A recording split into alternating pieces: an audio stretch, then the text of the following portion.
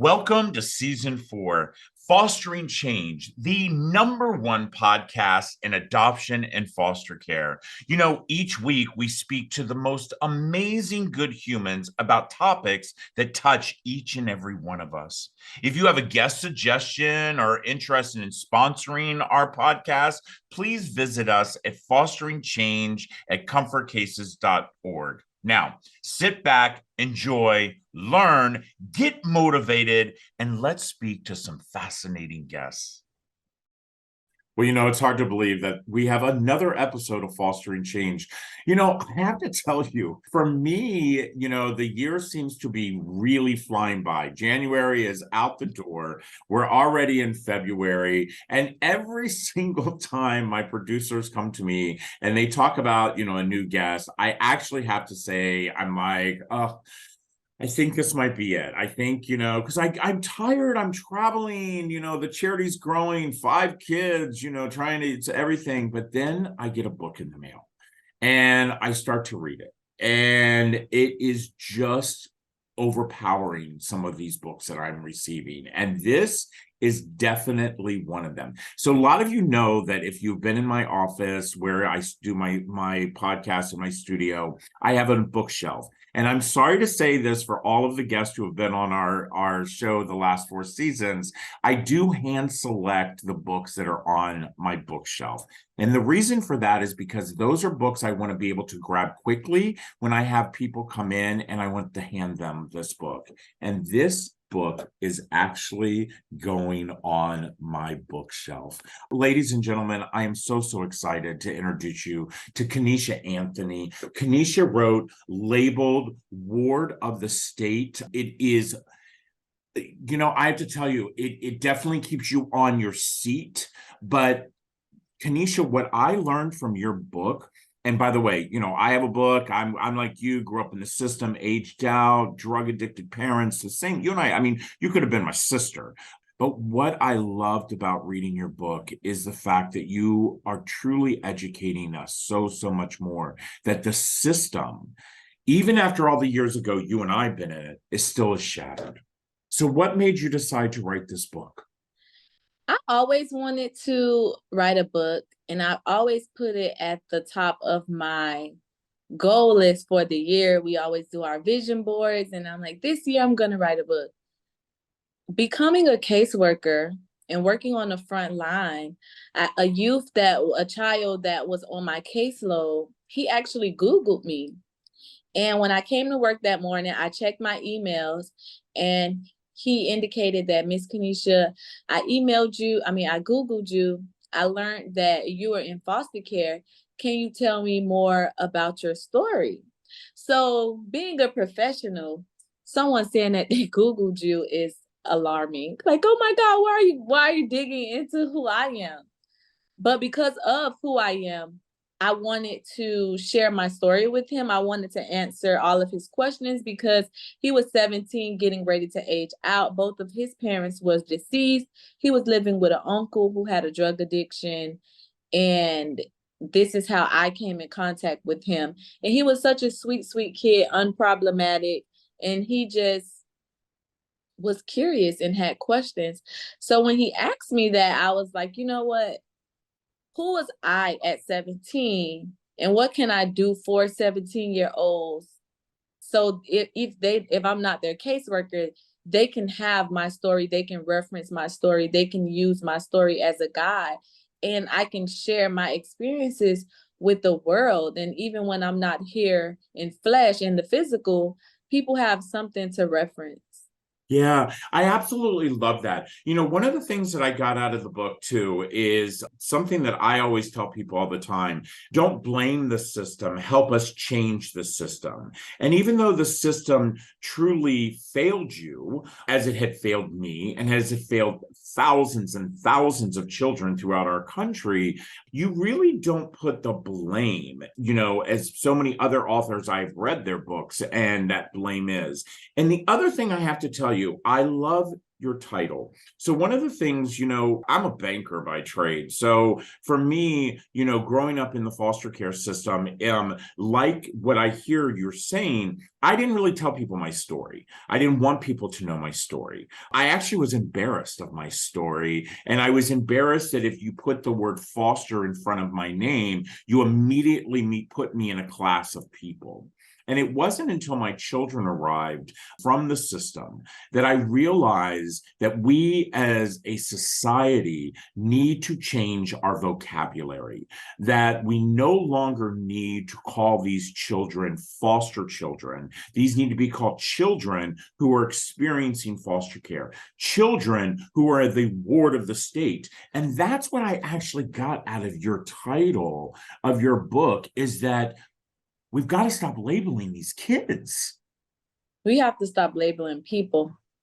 Oh my gosh, that is so true. We have got to stop labeling people. When the very first time that you actually walked into a bookstore or somebody ordered your book, what did it feel like? The first time that I physically saw someone walk in a bookstore and order my book, I was at Books and Books in Miami because my book is on their shelves. Well, when you're an author and you're a business and you're operating, everything is such a rush and you're trying to make sure everything is perfect. But I can speak on my emotions after the event. I was satisfied. I was filled, my cup was filled. I was happy. Everybody was walking out of the bookstore with a signed book in their hand. And that was a moment of success for me. And I was like, I did it, I'm doing it, and I'm going to keep going. So Yeah. You're going to keep going. And I love that you're going to keep going. The fact is that, you're an award-winning advocate for youth, which I absolutely am so, so proud of you. But you also actually graduated from college, which is, only 3% of kids who actually have been in the foster care system actually have that opportunity to graduate from college. Where did you get your grit to push yourself forward, to make yourself not be part of the 97% who seem to be floundering so much in our system? As it relates to education, when I was in the 10th grade, I was going to Miami Care City. I had a transition in my life where I was going to another placement, but I didn't have a guardian. So I didn't finish the 10th grade because I had no one to register me for school. And that was like one of those moments and times in my life where I was out of the eye of the system until another caregiver came along and was like, I'll take care of her. And realized that, hey, when she tried to register me for school and she reached back out to people who had previous custody of me and felt like they had the paperwork, Miami Edison would not accept the paperwork. They were like, no, this is outdated. We need new paperwork. So once we went to court, well, DCF was contacted again, and I came back before the eyes of the department. New custody orders were distributed to the woman who decided that she would care for me at this time. So when she registered me for school, I had to repeat the 10th grade. To me, my environment was people telling me, you don't want to go to school, because I did have my own behavioral issues that I always admit to. Like I was in my own head doing my own thing due to, for many reasons, the lack of care that the people that I expected to care for me were offering to me. So it was like, oh, Kenisha don't want to go to school. She just want to run the street. She just want to do this. Just go to Job Corps. But something in the back of my head, I didn't want that. Like I wanted to go to regular school. I just always wanted to be a regular kid. And that was like one thought. But as I went on my journey, I always knew I was smart enough to pass my classes and to do the work. I never struggled where I needed tutoring. I was always a smart kid. And as I just went on the journey and as my environments began to change, I knew what I wanted deep down inside, and I just needed the support to get there. whether if that meant a trial and error to figure it out on my own, how I did with the support, how I navigated my life. But the grit was always there. And as I went on and the more I learned, like when I tapped into college, I was at a breaking point where I was in the 12th grade. I was going to night school, day school, virtual school to graduate. I graduated at 19 and I didn't want to graduate when I was 20 because that's embarrassing. So I was really working really hard I made so many sacrifices to graduate at 19. But okay, so I'm still in high school at 18 when I'm aging out. And when I spoke to the judge told me because I'm 18, it's nothing more that they can do for me. So that was a defining moment in my life that let me know I had decisions to make. So I continued to go to school. I had more decisions to make. I realized nobody was coming to save me. So that was another eye-opening moment in my life. Many more breakdowns, but once I was 19, I've already been told by a person who is highly honored in our community that I'm grown. So it was like, Kenisha, what are you going to do with your life? You could go to work or you could go to college. Going to work it didn't seem like, okay, you can go get a job at McDonald's. That just didn't seem more appeasing to me. Now, the one thing that I did have was the tuition exemption. So it was like, you could go to college for free. So I was like, that was the only option on the table. So I was like, okay, I'm going to go to college. So I made the decision to go to college. My first year was rough. It was a lot of trial and error. But once I actually figured it out, like I figured out how to navigate college. I figured out how to get scholarships. I got a job on campus. I was like, you know what? I could do this. And as I kept going, college just got better and better for me.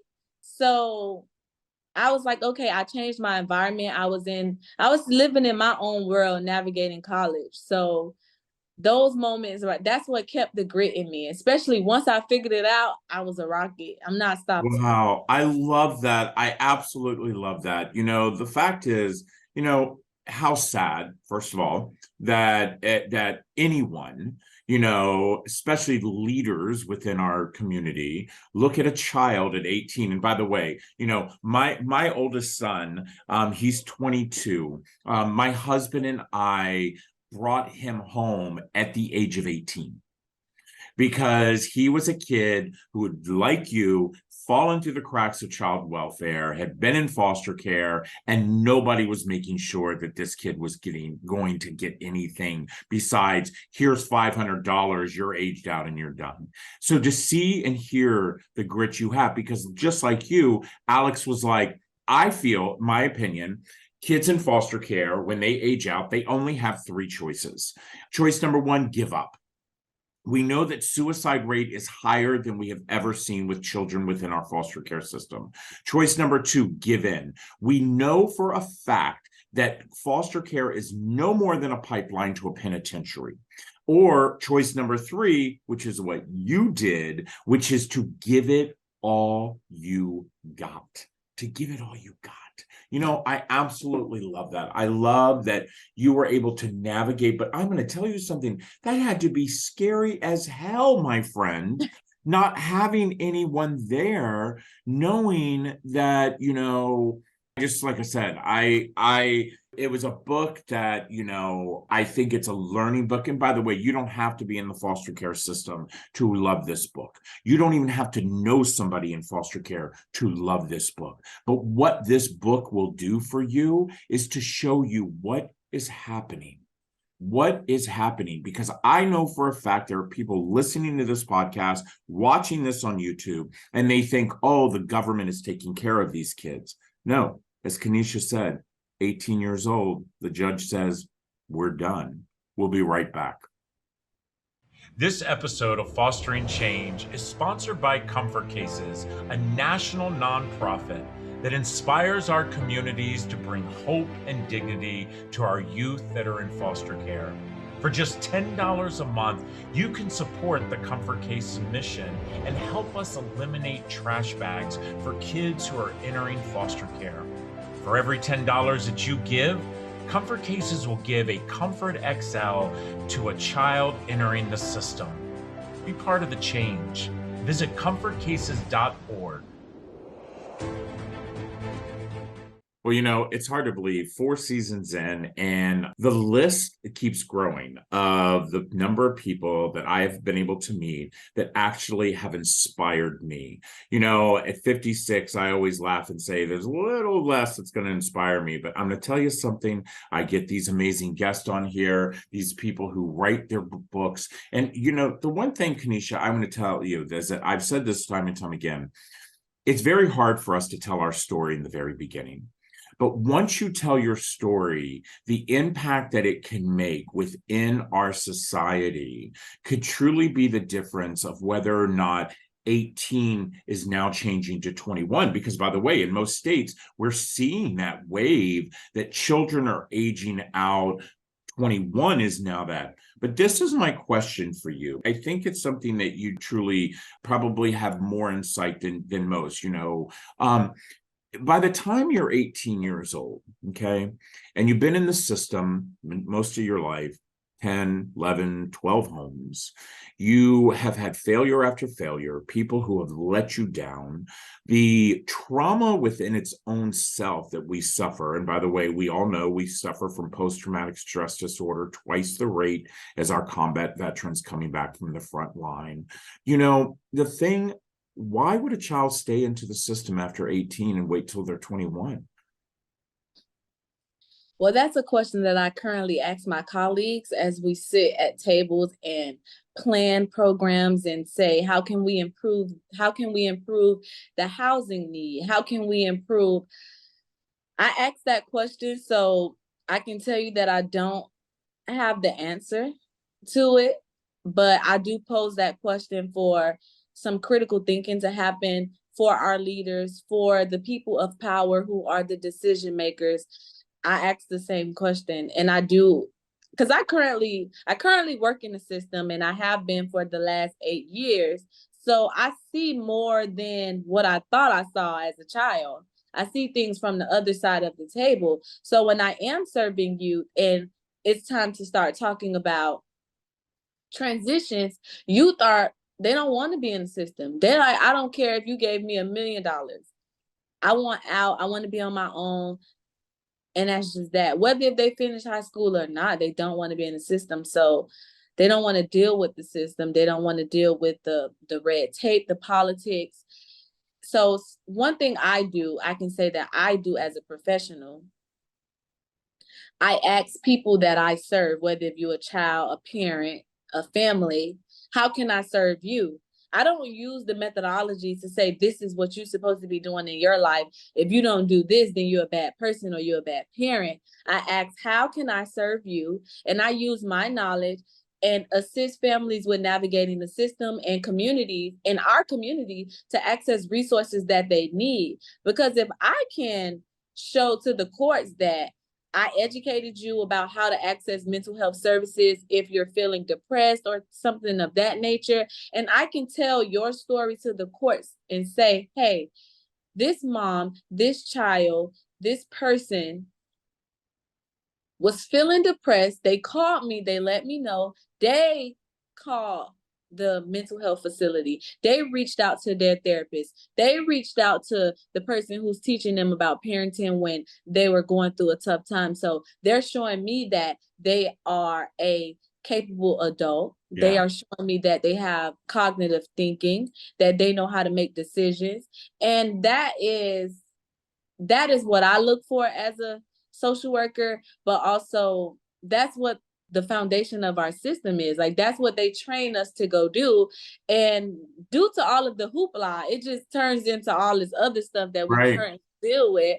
But back to your question, I have the same question. Why should we stay? And I think that is a question that we have to continuously ask our leaders and the powers that be. Yeah, I agree with that. And, you know, the fact is that, you know, the statistics show us that 64% of the children who are in our foster care system are in because of one word, and that word is neglect. And you know as well as I do, the definition of neglect is poverty. And I feel like, you know, And I know, by the way, everybody, I know you're going to do it. You do it every single time I bring this up, or send me the hate emails. Go ahead and hit me up on Instagram and social media, all of that. That's fine. I got tough skin. The system is shattered.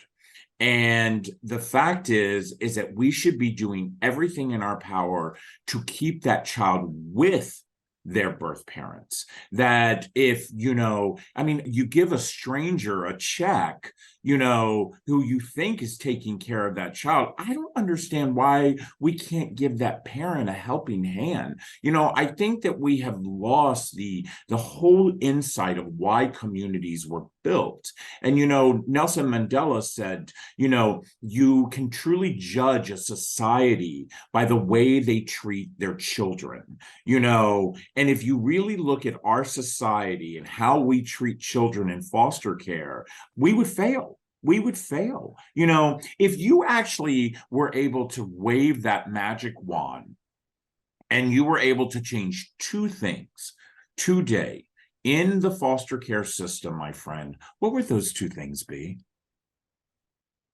The two things that I would change in the foster care system is mindset and preventative measures. So there was something that you said about the foster care system and keeping children with their parents. While I agree with that as a human being, as a professional, and as a human being, I shall say, I was a child that can't go back with my parents. So now what does that look like? So when we talk about abolishing the child welfare system, or we talk about reforming the child welfare system, in the past year, I've been reflecting on where are my thought processes at now, where I wasn't going back home. I didn't go back home. Do I think that the system, so I do want to say this, right? Because I've changed my thought processes about how I even look at the system, being a person that works in it. So I don't control housing. I don't control wages. I don't control all of the aspects that me as a social worker have to evaluate when it comes to helping my family. So we all can admit that in 2023, inflation has knocked people who may have thought they was on the brink of being rich. If you was going to be that 3 years ago, the goalposts have moved because of inflation. So as a social worker, it is hypocritical of me to judge a parent who can't provide housing for their family because they can't afford housing. The foster care system is it's an overseeing system. I oversee the community and I oversee that family navigating the community. What resources are available in our community, and what is society providing for our families to be able to thrive? That's what I'm looking at as a social worker. The system does not provide. I can't give you a job. I cannot help you skip the food stamp line. I can't help you skip the Section 8 line. And these are all of the things, as I have said in the courtroom, that I've heard parents ask judges for. That they want the judge to write an order so they could get Section 8, to be able to have subsidized housing, to be able to get their children back. But that's not a call that we can make. Right. So, but again, it's the fail of the community, though. I mean, our leaders. That's the bigger picture. Yeah, that's the bigger picture, which is why in my lifetime I have gone to Capitol Hill. I've gone to my state capitol. I speak with my my county representative, my state representative, because there are so many other factors. Like, it's not just the foster care system. Even when I speak with my peers, I do my best to educate them about the policies and procedures that truly governs our lives. It's not the foster care system. Now, your case manager who's assigned to your case, how that individual chooses to show up to work determines a lot. But the factors that go into a judicial review or a case plan, I have no control over that. I can evaluate your unique situation and what you're going through and recommend a case plan that I feel is applicable to your situation.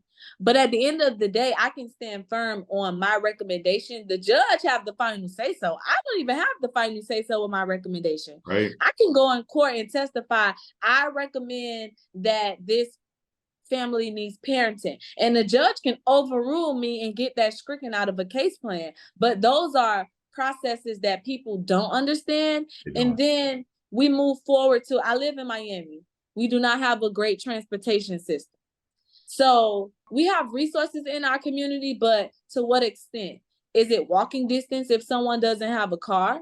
Car insurance, personally, I worked so hard to get my car insurance under $500, and this year my car insurance is $860. I was at $600 6 months ago, and now I'm at $860. And as a society, as a community, and as a system, I do believe that it is my responsibility as a social worker is to advocate for families. And that is whether if you're in the foster care system or a society that prevents families from having to come into the foster care system. So that's the approach and the stance that I take, and all of the things that I would change, which is mindset and preventative measures. Wow. That is, the preventative measures is beyond the foster care system. The child welfare system, we have to advocate for these changes because those, well, I'm so familiar with Chapter 39. So I'll always say that because I'm here in Florida.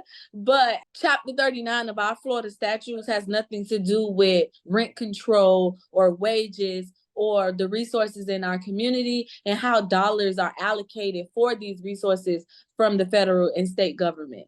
Yeah, yeah. And by the way, you're right.